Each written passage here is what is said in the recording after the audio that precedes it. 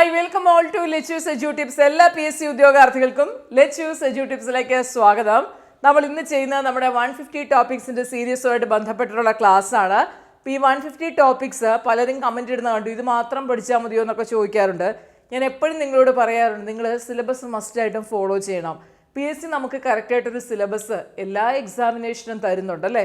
അപ്പോൾ ആ സിലബസ് കയ്യിൽ കിട്ടിയ സ്ഥിതിക്ക് തീർച്ചയായിട്ടും സിലബസ് ഫോളോ ചെയ്യുക. സിലബസ് ഫോളോ ചെയ്താലുള്ളൊരു ഗുണം എന്ന് പറഞ്ഞു കഴിഞ്ഞാൽ നിങ്ങൾക്കൊരു നിശ്ചിത സമയത്തിനുള്ളിൽ സിലബസ് പഠിച്ച് തീർത്ത് മുന്നോട്ട് പോകാനായിട്ട് പറ്റും. അപ്പോൾ ആ സിലബസ് ഇപ്പോൾ നമ്മൾ 150 ടോപ്പിക്സിൽ തരുന്നത് എല്ലാം സിലബസ് ഫുൾ കവർ ചെയ്തുകൊണ്ടല്ല, റാൻഡം ആയിട്ടുള്ള ടോപ്പിക്കാണെന്ന് ഇതിന് മുമ്പും ഞാൻ പറഞ്ഞു. അപ്പോൾ അതുകൊണ്ട് 150 ടോപ്പിക്സ് എന്ന് പറഞ്ഞാൽ മോസ്റ്റ് ഇമ്പോർട്ടൻറ്റ് ടോപ്പിക്സ് ആണ് തരുന്നത്. അത് വരാൻ കൂടുതൽ സാധ്യതയുള്ളതാണ്. ഇനി ചിലപ്പം സിലബസ് ഓറിയൻറ്റഡ് ആയിട്ട് തന്നെയാണ് PSC ഇതുവരെയൊക്കെ ചോദിച്ച് ഞാൻ കണ്ടിരിക്കുന്നത്. അപ്പോൾ ഏതായാലും സിലബസ് മസ്റ്റായിട്ടും ഫോളോ ചെയ്യണം. ഇപ്പോൾ സിലബസ് വൈസ് ക്ലാസ് നമ്മൾ ലെറ്റ്യൂസ് എഡ്യൂ ടിപ്സിൻ്റെ ആപ്പിൽ കൊടുക്കുന്നുണ്ട്. Secretariat assistant class October 2 start ചെയ്യുന്നുണ്ട്. വേണ്ടവർക്ക് 8086137962 എന്ന നമ്പറിലേക്ക് വാട്സാപ്പ് മെസ്സേജ് അയച്ച് എൻക്വയറി നടത്താം. അതുപോലെ 10th പ്രിലിമിനറി പ്ലസ് മെയിൻസിന് വേണ്ടിയിട്ടുള്ള ക്ലാസ് നമ്മൾ ഒക്ടോബർ 2 സ്റ്റാർട്ട് ചെയ്യുകയാണ്. +2 പ്രിലിംസ് പ്ലസ് മെയിൻസിനുള്ള ക്ലാസ് ഒക്ടോബർ 2 സ്റ്റാർട്ട് ചെയ്യുന്നുണ്ട്.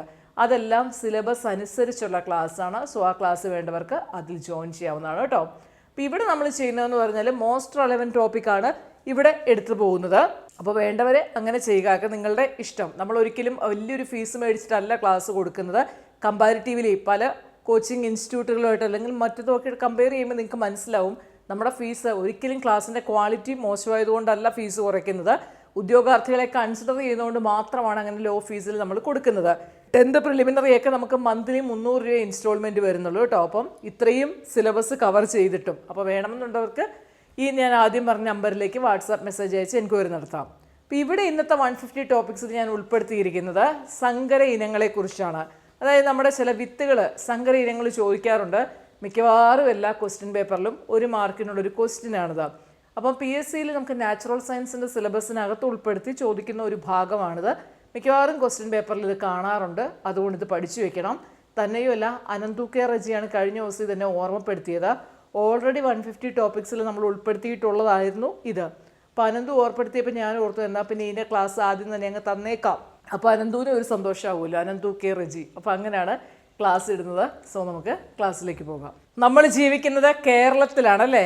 കേരളം എന്ന് പറയുന്നത് നമ്മൾ എന്താ പറഞ്ഞിരിക്കുന്നത്, കേരങ്ങളുടെ നാടാണ്, കേരവൃക്ഷങ്ങളുടെ നാടാണ്. അതായത് തെങ്ങുകൾ ധാരാളമായിട്ട് കാണുന്ന ഒരു നാടാണ്. സോ ആദ്യം നമുക്ക് തെങ്ങിൻ്റെ സങ്കര ഇനങ്ങളെക്കുറിച്ച് പഠിക്കാം.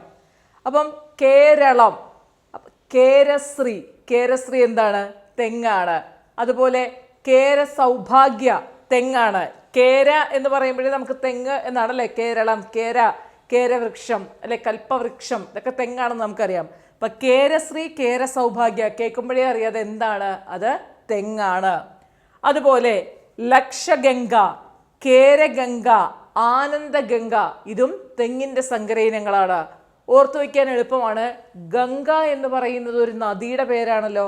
സാധാരണ നമ്മുടെ നദീതീരങ്ങളിലൊക്കെ ധാരാളം തെങ്ങുകൾ നമ്മൾ കണ്ടുവരാറുണ്ട്. അപ്പോൾ ആ ഒരു സെൻസിൽ നമുക്ക് പഠിക്കാം.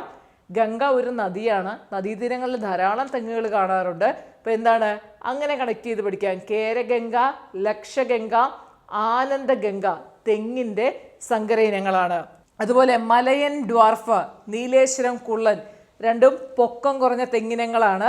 കൃഷിയോടൊക്കെ താല്പര്യമുള്ള ഒരാൾക്ക് ഒന്നും വെച്ച് കണക്ട് ചെയ്ത് പഠിക്കണമെന്നില്ല, അല്ലാതെ അറിയാൻ പറ്റും അല്ലേ. അപ്പോൾ ഇത്രയും കാര്യങ്ങൾ പഠിച്ചു വെക്കുക. ഇതിനകത്ത് SCRT കൂടി ഇൻക്ലൂഡഡ് ആണ് കേട്ടോ. SCRT കൂടി ഇൻക്ലൂഡ് ചെയ്താണ് ഞാൻ തരുന്നത്. ലക്ഷഗംഗ, കേരഗംഗ, ആനന്ദഗംഗ, മലയൻ ഡ്വാർഫ്, നീലേശ്വരം കുള്ളൻ, കേരശ്രീ, കേര സൗഭാഗ്യ എന്നിവയെല്ലാം തെങ്ങിൻ്റെ സങ്കര ഇനങ്ങളാണ്. അറിയത്തില്ലാത്തവർ എഴുതി വയ്ക്കുക, അല്ലെങ്കിൽ സ്ക്രീൻഷോട്ട് എടുത്ത് വയ്ക്കുക, അല്ലെങ്കിൽ പിന്നീട് ക്ലാസ് കണ്ട് പഠിക്കുക. എങ്ങനെയാണെങ്കിലും ഇതിൽ നിന്ന് 1 മാർക്ക് കിട്ടാറുണ്ട്, അത് കളയാതെ നോക്കുക. അടുത്തത് നമ്മുടെ മലയാളികളുടെ ഏറ്റവും ഇഷ്ടപ്പെട്ട ആഹാരമാണിത്, അരി അല്ലേ. ഉച്ചയ്ക്ക് നമുക്കൊരു ഇച്ചിരി നേരം ചോറുണ്ടില്ലെങ്കിൽ ഭയങ്കര സങ്കടമാണ്. ഒട്ടുമിക്ക ആൾക്കാർക്കും അങ്ങനെയാണ്. ഇപ്പോൾ ഡയറ്റൊക്കെ വെച്ചിട്ടാണ് പലരും അതൊക്കെ മാറി നിൽക്കുന്നത്. എന്നാലും ചോറ് കാണുമ്പോൾ ഒരു പ്രത്യേക സന്തോഷം അല്ലേ. അപ്പോൾ നമുക്ക് നെക്സ്റ്റ് ചോറ് തരുന്ന നെല്ലിനെ പറ്റി പഠിക്കാം. നെല്ലിൻ്റെ സങ്കര ഇനങ്ങൾ ഇടയ്ക്ക് PSC ചോദിക്കാറുള്ളതാണ്. അപ്പം നെല്ലിൻ്റെ സങ്കര ഇനങ്ങൾ ഭാരതി, ഓക്കെ, ഭാരതി, ശബരി, ജ്യോതി, ഉമ, ആശ, ദീപ്തി, കൈരളി, സംയുക്ത, കാർത്തിക, പ്രത്യാശ, ഹർഷ, മനുപ്രിയ, അന്നപൂർണ, പവിത്ര, ഹ്രസ്വ. ഇതെല്ലാം എന്താണ്? നമ്മുടെ നെല്ലിൻ്റെ സങ്കര ഇനങ്ങളാണ് അല്ലേ. അപ്പം നെല്ലെന്ന് പറയുന്നത് നമുക്കറിയാം നമ്മുടെ സ്റ്റേപ്പിൾ ഫുഡാണെന്ന് നമുക്കറിയാം. അപ്പം ശബരി നെല്ലാണ്. അതുപോലെ ഭാരതി നെല്ലാണ്. അത്യാവശ്യം എല്ലാം നല്ല പെൺകുട്ടികൾക്ക് ഇടാൻ പറ്റുന്ന നല്ല പേരുകളെല്ലാം നെല്ലിൻ്റെതാണ്. നോക്കിക്കോ, ഭാരതി, ശബരി, ജ്യോതി, ഉമ, ആശ, ദീപ്തി, കൈരളി, സംയുക്ത, കാർത്തിക, പ്രത്യാശ, ഹർഷ, മനുപ്രിയ, അന്നപൂർണ, പവിത്ര, ഹ്രസ്വ.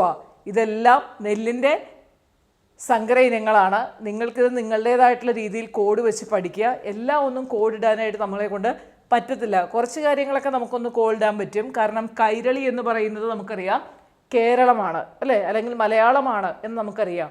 സോ അപ്പോൾ മലയാളത്തിൽ നമ്മൾ ഏറ്റവും കൂടുതൽ കഴിക്കുന്ന ആഹാരം, അല്ലെങ്കിൽ കേരളത്തിൽ നാട്ടിൽ ഏറ്റവും കൂടുതൽ കഴിക്കുന്ന ആഹാരം നെല്ല് എന്നുള്ള അർത്ഥത്തിൽ ഓർത്തു വയ്ക്കാം.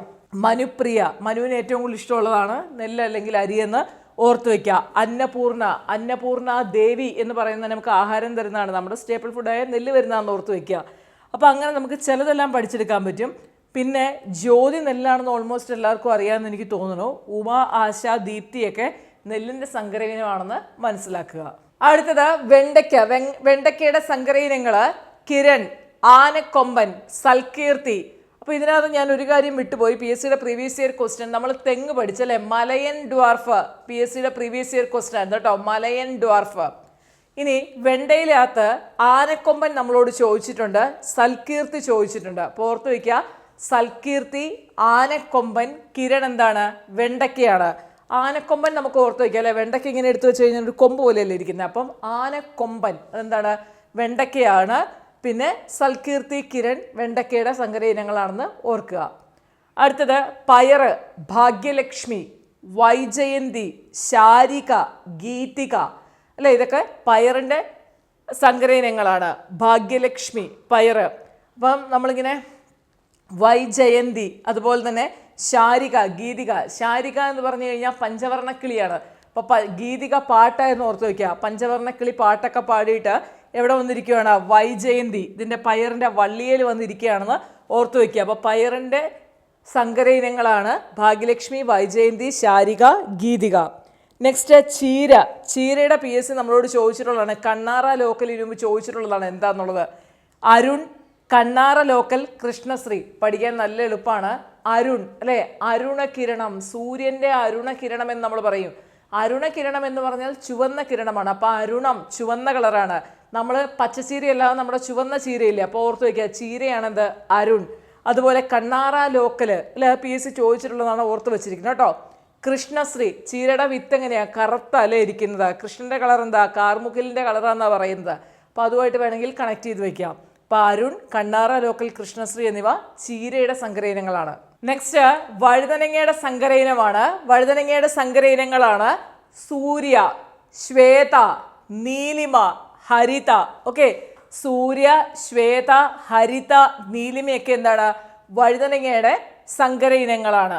നമുക്കറിയാം സൂര്യൻ്റെ കിരണങ്ങൾ എന്ന് പറഞ്ഞാൽ അരുണകിരണങ്ങൾ പോലെ തന്നെ ശ്വേതകിരണങ്ങൾ, അതായത് പ്രഭാതത്തിലാണ് നമ്മൾ അരുണകിരണങ്ങൾ കാണുന്നത്. അത് കഴിഞ്ഞാൽ നമുക്കറിയാം ലൈറ്റിൻ്റെ തീവ്രതയൊക്കെ കുറഞ്ഞ് പകൽ വെളിച്ചത്തിലേക്ക് വരുന്നുണ്ട് അല്ലേ. ശ്വേതം വെളുപ്പാണ്. പിന്നെ സൂര്യൻ, ശ്വേതം അത് കണക്ട് ചെയ്ത് വയ്ക്കുക. ഹരിത, വഴുതനങ്ങ രണ്ട് രീതിയിലുള്ളതുണ്ട്. പച്ച വഴുതനങ്ങയും ഉണ്ട്, നീല വഴുതനങ്ങയും ഉണ്ട്. അപ്പോൾ ഹരിത, നീലിമ. ഓർക്കുക, വഴുതനങ്ങ പച്ച കളറിലുള്ളതുകൊണ്ട് നീല കളറിലുണ്ട്. സോ ഹരിത, നീലിമ ഇതെന്താണ്? വഴുതനങ്ങയാണ്. ഇപ്പോൾ സൂര്യൻ്റെ ശ്വേതകിരണങ്ങളാണ് അതിന് ഇഷ്ടമെന്ന് നമുക്ക് ഓർത്ത് വെച്ച് വേണമെങ്കിൽ പഠിക്കാം. അതൊന്നും വലിയ കണക്കാക്കണ്ട കേട്ടോ, ഓർക്കാൻ വേണ്ടി പറയുന്നതേ ഉള്ളൂ. അതിനെ ഇനി ആരും എടുത്ത് മിസ്ഇൻറ്റർപ്രറ്റ് ചെയ്ത് ഇനി അത് ഒത്തിരിയും ഗവേഷണം നടത്തി ചിക്കിച്ചകഞ്ഞ് കമഞ്ഞിടണ്ട കേട്ടോ. അപ്പോൾ അത് ഞാൻ പറഞ്ഞു എന്നുള്ളതേ ഉള്ളൂ. ചിലത് ഇങ്ങനെ ഇരുന്ന് ഇവരെന്താ ഈ പറയണേന്നൊക്കെ ചോദിച്ചുകൊണ്ട് ഇനി ഒത്തിരി ക്രിറ്റിസിസം വരും. അപ്പോൾ ആ ക്രിറ്റിസിസം വേണ്ട, പഠിക്കാൻ വേണ്ടി പറയുന്നതാണ്. അല്ലാത്തവരങ്ങ് ക്ഷമിച്ച് കളയുക.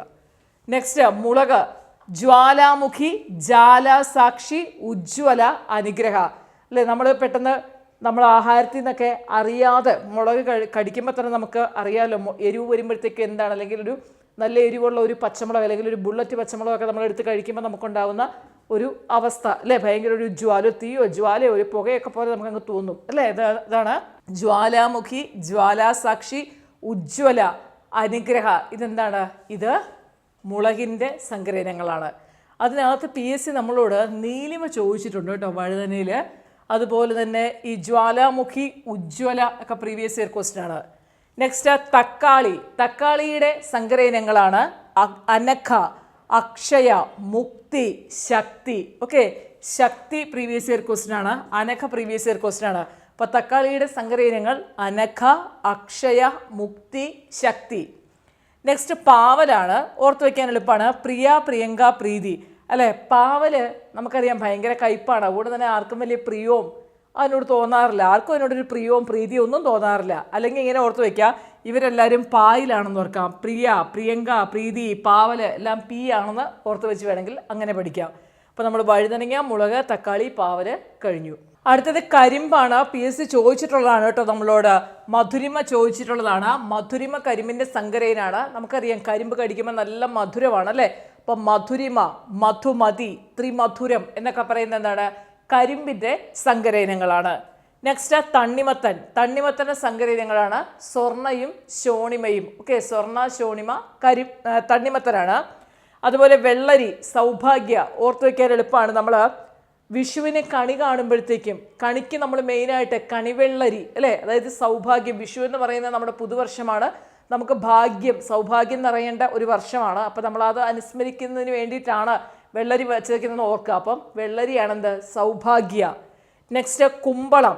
കുമ്പളം, ഇന്ദു, താര അല്ലേ, ഇന്ദു, താര, അതൊക്കെയാണെന്ത്? കുമ്പളത്തിൻ്റെ സങ്കരയിനങ്ങൾ. അടുത്തത് പടവലം, കൗമുദി. കൗമുദി എന്ന് പറയുന്ന പടവലത്തിൻ്റെ സങ്കരയിനമാണ്. അപ്പം ഇതിനകത്ത് ഈ കൗമുദി ഞാൻ പ്രീവിയസ് ഇയർ കണ്ടതാണ് കേട്ടോ. പടവലത്തിൻ്റെ സങ്കരയിനമാണ് കൗമുദി. അടുത്തത് എള്ള്. എള്ളിൻ്റെ സങ്കരയിനങ്ങളാണ് Thilothama, Thilak, Thiladhara. Okay, Thilothama previous year question ആണ് കേട്ടോ. അപ്പം തിലോ വന്നു കഴിഞ്ഞാൽ എന്താണ്? എള്ളാന്ന് ഓർത്ത് വയ്ക്കുക. തിലക്, തിലധാര, തിലോത്തമ എള്ളാണ്. ദെൻ മത്തൻ്റെയാണ് അമ്പിളി, സുവർണം. ഓക്കെ, മത്തങ്ങയുടെ ഷേപ്പ് നമ്മൾ ഓർത്താൽ മതി. മത്തങ്ങ ഇങ്ങനെ നമുക്ക് അറിയാം ഒരു ഷേപ്പ് എന്താണെന്നല്ലേ. അപ്പോൾ അമ്പിളി അമ്മാവൻ്റെ ഷേപ്പും കൂടി ഓർക്കുക. അമ്പിളി, സുവർണം എന്ന് പറയുന്ന മത്തനാണ്. മത്തൻ ഇങ്ങനെ നമ്മൾ മുറിച്ച് കഴിയുമ്പോഴത്തേക്ക് അതിൻ്റെ നിറം നിങ്ങൾക്ക് അറിയാമല്ലോ, നല്ലൊരു ഗോൾഡൻ യെല്ലോയിഷ് കളറാണ് അല്ലേ. ദെൻ മഞ്ഞൾ, കാന്തി, ശോഭ. അത് നമുക്ക് നന്നായിട്ട് അറിയാം. മഞ്ഞൾ നമ്മൾ മുഖത്തൊക്കെ തേക്കുന്നതിനാണ്, കാന്തിക്കും ശോഭയ്ക്കും വേണ്ടിയിട്ടാണ്. അടുത്തത് ഗോതമ്പ്. ഗോതമ്പിനെയാണ് സൊണാലിക, കല്യാൺ സോന, ഗിരിജ. ഈ Kalyan Sona previous year question ആണ്. സൊണാലിക, സോണ എന്ന് പറഞ്ഞാൽ സ്വർണ്ണമാണ്. ഗോതമ്പിൻ്റെ നിറത്തെ നമ്മൾ സ്വർണ്ണ വർണ്ണം എന്നൊക്കെ പറയാറുണ്ട് അല്ലേ. ഇപ്പം സൊണാലിക, കല്യാൺ സോന, ഗിരിജ, ഗോതമ്പ്. നെക്സ്റ്റ് കശുവണ്ടി, മാടക്കത്തറ. നിങ്ങൾക്കറിയാം കശുവണ്ടി ഗവേഷണ കേന്ദ്രം.